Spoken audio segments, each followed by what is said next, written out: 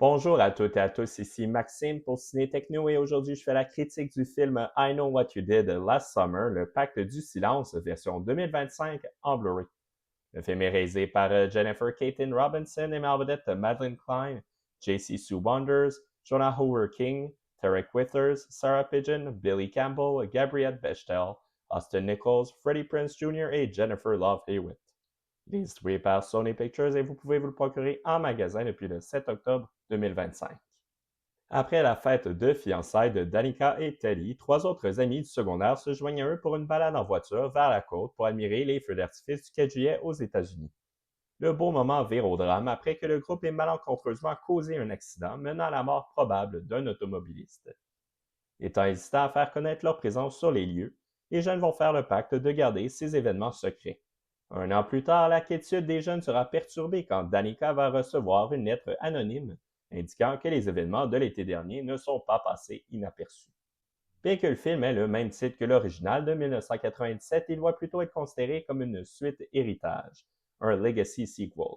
Il est le quatrième opus depuis le lancement de la franchise. Le film a récolté près de 65 millions de dollars au box-office, mais les critiques n'ont pas été très tendres à son endroit. I Know What You Did Last Summer a quelques moments plus forts, mais ces derniers ne sont pas suffisants pour rendre son visionnement intéressant. Le film cherche son rythme et l'ensemble est plutôt ennuyeux. Le choix d'opter pour un legacy sequel où les nouveaux personnages sont épaulés par des personnages du film original nuit possiblement au résultat. Les suites précédentes n'étant pas vraiment intéressantes n'aident pas vraiment la cause du film non plus. Pour cette raison, un remake aurait peut-être permis de créer un long-métrage plus divertissant qui n'aurait pas été pris dans l'ombre de l'original. Le désir de tout relier au film de 1997 paraît parfois même trop fort au point de mettre de côté toute logique. Cette nouvelle mouture carbure à la nostalgie à un point tel que l'intrigue finit par se baser sur les événements du film original, avec le retour des personnages de Ray et de Julie. Bien que ce film des années 90 est parmi les classiques slashers de l'époque, il importe de rappeler que son intrigue était assez simple. En plus de ramener certains personnages, le scénario des deux films n'est pas identique. Par exemple, les circonstances de l'accident sont un peu différentes que celles du film original. Mais cela amène encore plus à remettre en question le rôle que le groupe a joué et sa culpabilité. Il est clair que les jeunes auraient pu fournir un effort plus grand pour vérifier l'état de la personne, mais il est difficile de croire que cela justifie d'être traqué par un tueur en série par la suite. La recette d'un bon slasher exige des protagonistes adolescents manquant un peu de jugement et enchaînant des décisions stupides. C'est exactement ce qui est proposé ici. Les codes du slasher sont respectés, mais les sursauts sont généralement inefficaces. C'est plutôt l'aspect humoristique, trop peu fréquent, qui atteint la cible. Notamment, le massacre sanglant d'un personnage est fréquemment entrecoupé par des scènes où un autre profite de bain pour se détendre. Le contraste est particulièrement drôle et efficace. Ce meurtre est amusant, il est sanglant avec du bon gore, mais en avançant dans le film, les meurtres subséquents deviennent de moins en moins intéressants. Une certaine tension est présente quand le tueur trace sa victime, mais le suspense est généralement de courte durée ou peu efficace.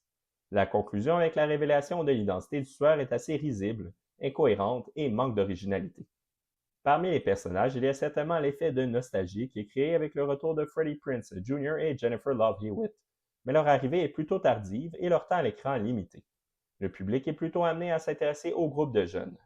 Dans les nouvelles éditions à la distribution, Madeline Klein, qui interprète Danica, et J. Sue Wonders, dans le rôle d'Eva, offrent quelques bons moments, surtout Danica avec sa naïveté et son désir d'être le centre de l'attention.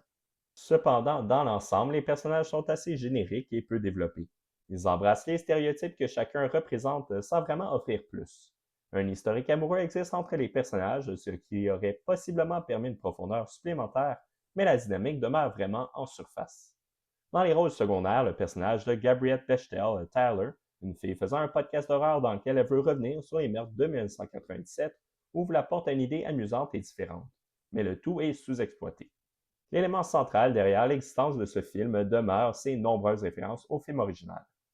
À cet égard, au grand plaisir des fans, l'hommage se fait également par le choix de prise de vue, notamment la caméra qui survole l'eau accompagnée de musique rock.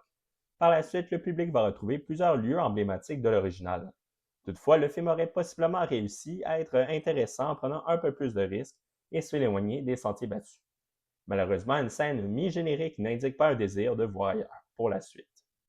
Le transfert en Blu-ray est réussi et propose un résultat intéressant. Les textures et les détails des environnements sont bien conservés, l'image est propre et les gros plans détaillés. Les noirs et les ombres ont une belle profondeur pour un Blu-ray. Les autres couleurs sont vives et naturelles. Piste sonore et format à l'image, l'audio est disponible en anglais et en français des TSHD Master Audio 5.1 ainsi qu'en audio description anglaise et française Dolby Numérique 5.1.